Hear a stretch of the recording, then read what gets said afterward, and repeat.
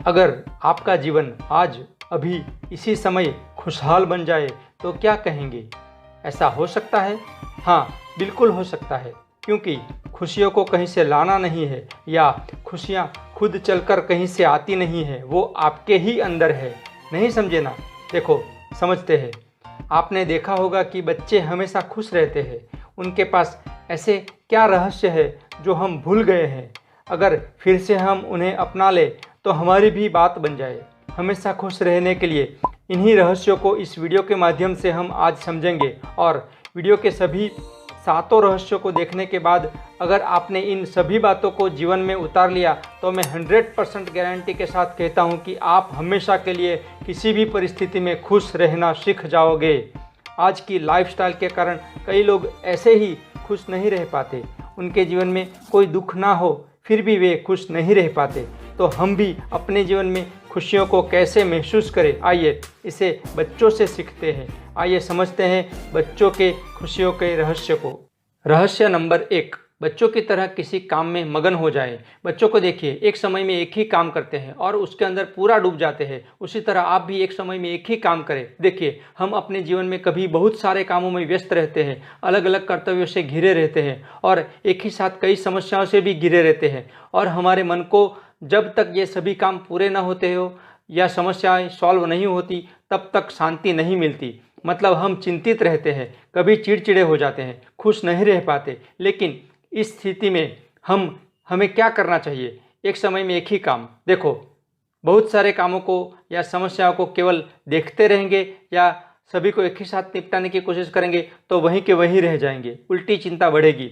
आयोजन पूर्वक पहले एक ही काम को निपटाना पड़ेगा। यहाँ साइंस समझिए, जैसे ही वह एक काम या एक समस्या निपट जाएगी वैसे आपके दिमाग से डोपामाइन रिलीज होगा और वह आपको आनंद की अनुभूति करवाएगा, और वही आनंद, वही खुशी से आपके अंदर नई एनर्जी आएगी दूसरे काम को करने के लिए या दूसरी समस्या से निपटने के लिए। नई एनर्जी आप वहीं से पाओगे और आपका कॉन्फिडेंस भी वहीं से बढ़ेगा। इसलिए याद रखना, एक समय में केवल एक ही काम। अगर वो काम बड़ा हो तो उसे अलग अलग टास्क में विभाजित कीजिए और एक समय में एक ही टास्क करके उस टास्क के ख़त्म होते ही बच्चों जैसी खुशी और चेहरे पे स्माइल लाइए।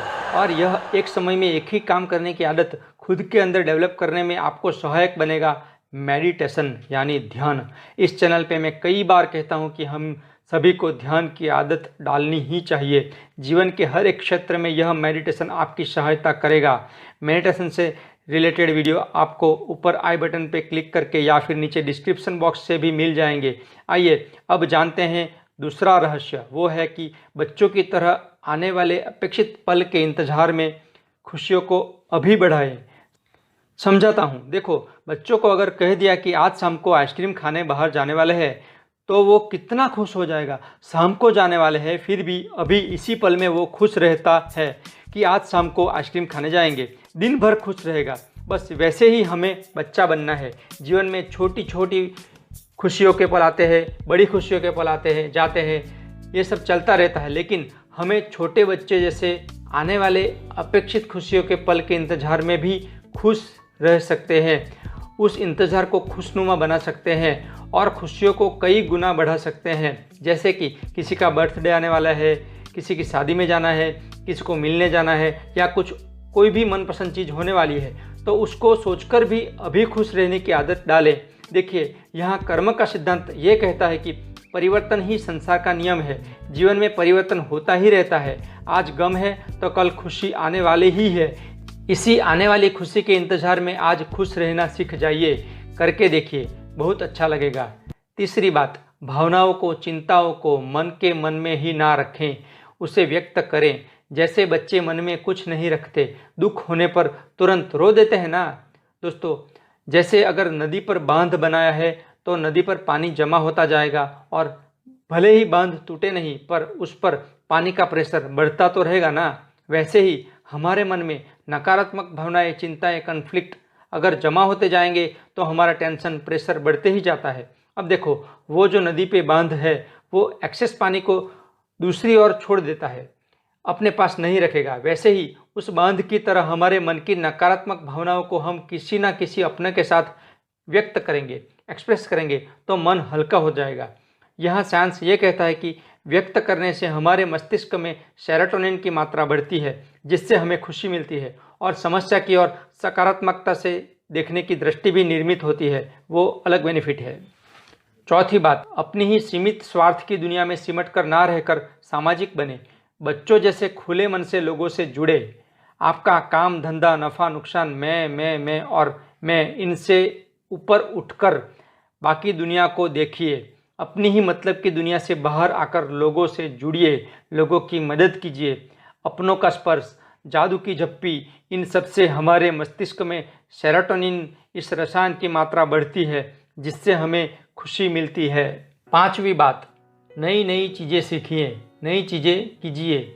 बच्चे हर दिन हर समय नई नई चीज़ें देखते हैं, महसूस करते हैं, सीखते हैं। वैसे ही हमारे जीवन में हम नई चीज़ें सीखते हैं तो हमारा मस्तिष्क सक्रिय रहता है और मस्तिष्क में डोपामाइन रसायन का जो स्राव होता है, उससे हमें खुशी मिलती है। इसलिए हमेशा कुछ नया नया सीखते रहें। छठी बात, खेलिए कूदिए, अच्छी नींद लीजिए। खेलने कूदने से, शारीरिक व्यायाम से शरीर का शारीरिक तनाव बढ़कर मस्तिष्क में एंडोर्फिन यह रसायन स्रावित होता है, जिससे मन प्रफुल्लित रहता है। दर्द की संवेदना कम होकर शरीर स्वस्थ महसूस होता है। यह शारीरिक व्यायाम सादा मॉर्निंग का वॉक हो सकता है, योग हो सकता है, जिम हो सकता है, साइकिलिंग भी हो सकती है या डांस हो सकता है। यह सब जो आपको पसंद है, वो जो आप कर सकते हो वो आपको करना है। सातवीं अगत्य की बात, बच्चों से ग्रैटिट्यूड सीखें। बच्चे किससे ज़्यादा प्यार करते हैं, किसको ज़्यादा पसंद करते हैं? जो उन्हें उनके मनपसंद की चीज़ें या खाने की चीज़ें देता है, चाहे वो अपना हो या पराया हो। तो वैसे ही भगवान, यह माँ प्रकृति हमें बहुत कुछ देती है। उनके प्रति हमेशा धन्यवाद की भावना रखें, ग्रैटिट्यूड की भावना रखें। जो नहीं मिला उसकी चाह में, जो मिला है उसे ना भूलें।